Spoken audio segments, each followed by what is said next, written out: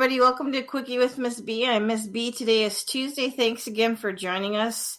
All this week we're talking about would you live and then fill in the blank. If you missed yesterday's episode, please go back and check that out. And as always, thanks for joining us. Greatly appreciated. Absolutely. She's still thinking about the radioactive stuff from yesterday. Well, today I want to know, would you live near an airport? I live near an airport. I lived near an airport that was a teeny tiny airport. Nobody gave two waffle butts about it. All you hear occasionally is little. You see a little plane go overhead. No big deal. Yeah. Yeah, until it became a presidential airport. And then it was like, now we got Air Force One coming in here. There's 16 years of that. I mean, oh my goodness. Yeah, it was right by Kennebunkport. So they're like, you know what? Why drive all the way? Why fly the choppers from, an hour and something away? We'll just add a little bit to this runway here, and we'll bring in Air Force One here. And they did. Bring it right in here and set it down. Yeah, pain in the butt. Pain in the butt. That just messed. Oh, I can't tell you how many times you're like, I'm going to be late getting into work. Why? Because he's here. There's nothing I can do about it. He doesn't care what I think. He doesn't care that I got to go to work. No, he doesn't give a rat's patootie. He's just like, hey, what? Landing in there. I'm going on to spend a day at the house. So all of you can. Mm-hmm. Yep. Yeah. I don't know. The good thing about living close to an airport is if you, book your flight, you don't have that far to drive. Well, you're pretty much guaranteed you'll be on time. Maybe not the airplane will be on time for leaving to your destination, but at least you will be. This is true. This is true. Absolutely. Uh-huh. But yeah, no, I've lived in Portland, Maine, which has a jet port there, and I'll tell you what, that's annoying. That is truly, truly annoying, especially when you're on final approach. Oh man, what an annoying thing. Very, very annoying. They come in from the ocean, so if you're like one of the houses down there, it's all of them are just like, and it's just, I can't even tell you how loud that is. When you're looking at the tread on the wheels, that's how low. Oh man, that's just too loud. Just too loud. Too loud. I wonder if you ever get used to that noise, though, if you live next to an airport. I can't imagine, like, when you first would move into the house and be like, all you hear is, the planes flying over your house morning, noon, and night. And it's like, do you ever get used to it where you just kind of, like, shut it off? No.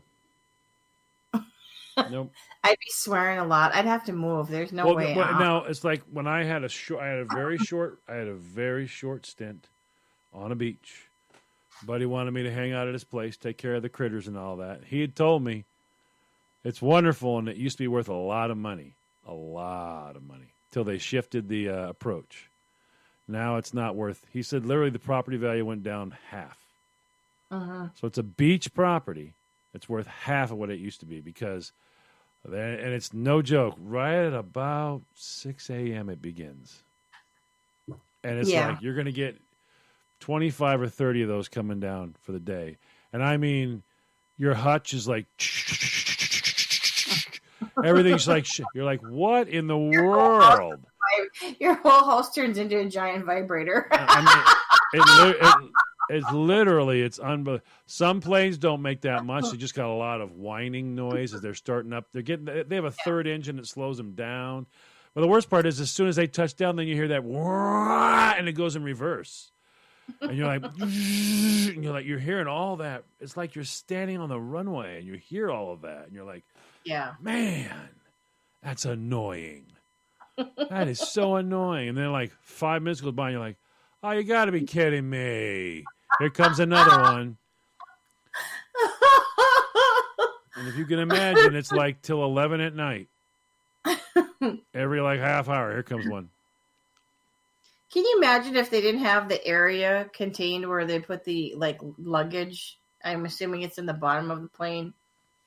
Is that where the luggage goes normally? Yeah, the storage compartment down there. So can you imagine if the storage compartment wasn't properly closed and the plane takes off and all of a sudden it's flying over your house and here comes suitcases dropping onto your lawn? I would not like that. That would really be funny. Not so much for the people in the plane trying to travel to go to their destination. Would not like that. Imagine, well, you wouldn't have far to go to the airport. You'd just be like, excuse me, somebody lost this. You might want to find this person's so he can get his belongings. Well, I mean, and people will tell you they don't do it, but I know people pull tags on that stuff so that it gets lost. But I mean, there's been things that have fallen out of, aircraft. Oh man, Okay. That would not be good. Yeah, get a leak on the. I don't think I could live by the airport knowing that if the plane was flying over my house every single day. No, I don't want to see suitcases and other you don't have it. Stuff doesn't fall out of a plane. It's very, very rare if something does. But I'm just saying a door could be opened or whatever, or something could happen. But I mean, now remember when they crash on those takeoffs or approaches, all that stuff happens to people that live near to the airport. Because you're really taking a gamble. When a 747 runs off the end of the runway and crashes, there's a town right there. Yep. Yeah. Yeehaw. There's a ton of fun. There's a bunch of fun for you. And on that note, we got to take a break. Back in a moment. Welcome back, everybody. You're listening to a Quickie with Miss B. Yep, that's me, Miss B. All this week we're talking about would you live and fill in the blank. If you missed any of the previous... Wow. If you missed any of the... may have baby. What the hell? La la la la. Oh, okay. If you missed any of the previous episodes, go back and check those out. When you jam that all together, it sounds a lot like if you missed any,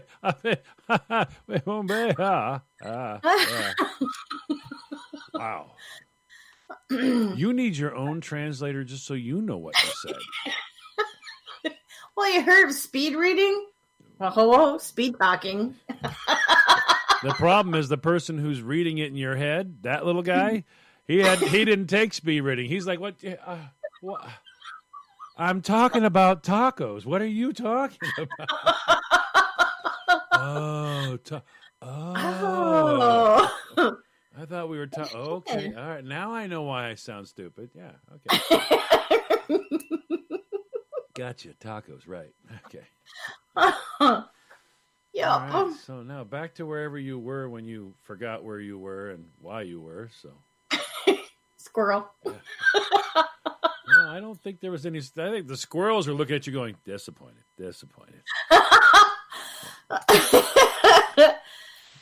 Okay, so my question is: would you live next to a train yard?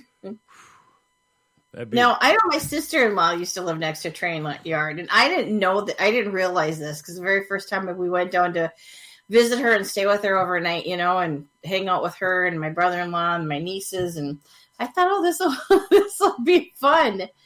No. Well, it's quiet. Picture it. It's quiet. Everybody's in bed. We're all sleeping, and all of a sudden you hear, ba-boom! And I mean, just as loud as can be. I never jumped so high off the bed in my whole entire life.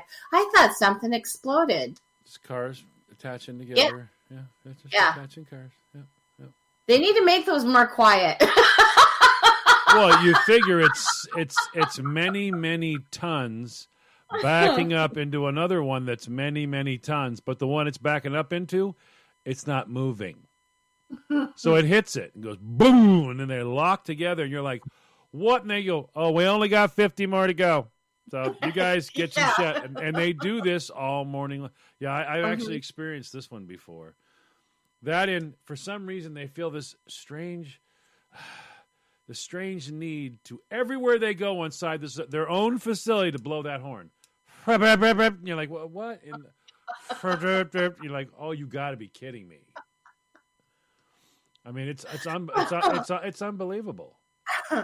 We have a train, well, that's a little ways away from us that the tracks go by the hill here. And you hear that train horn. Oh, yeah. And it's kind of funny because now they actually put up a sign because, the road crosses there where the train tracks are. And it says the horn won't blow between, I don't know if it's like 11 and 6 in the morning or something like that.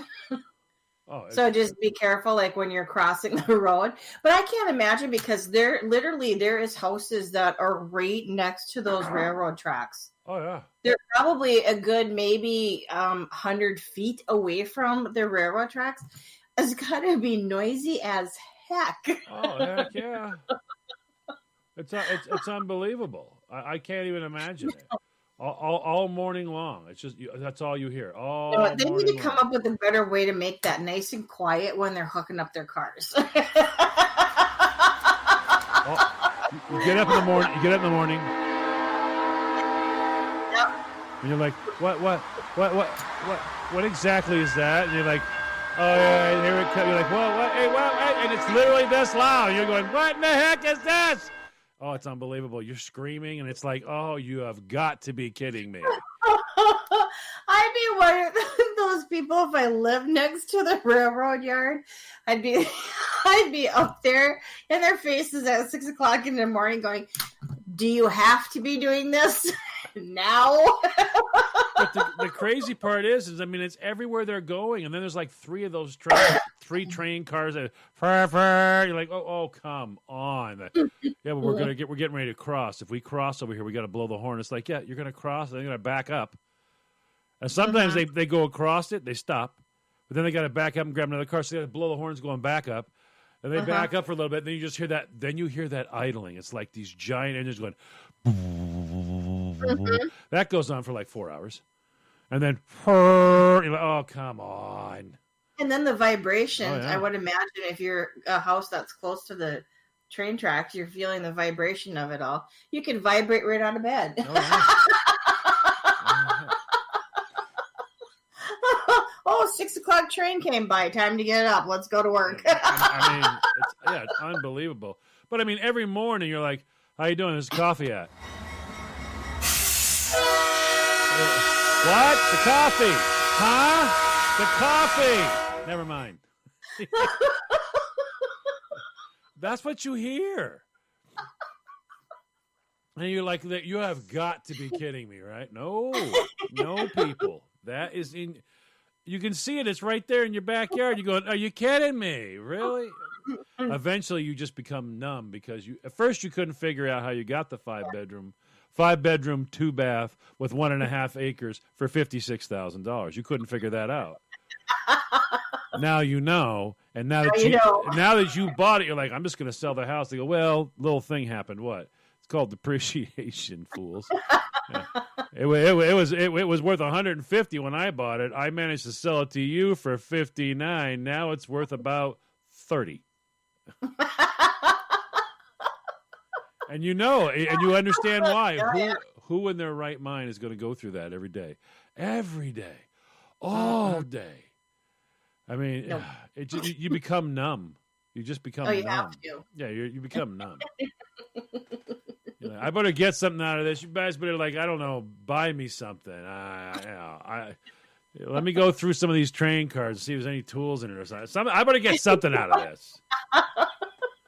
But I remember it was terrible. I mean, unbelievable. And and these people have nice homes. Nice homes. They couldn't sell those if they tried. Nope. The real estate. Hi, I'm Kitty, real estate agent. Hey, Kitty, come on down. Where do you live at? Slam, the phone goes down. Nice try. Yeah. She wouldn't even come say hello to you. Nothing. Oh, look at the time. On that note, we got to go catch a train.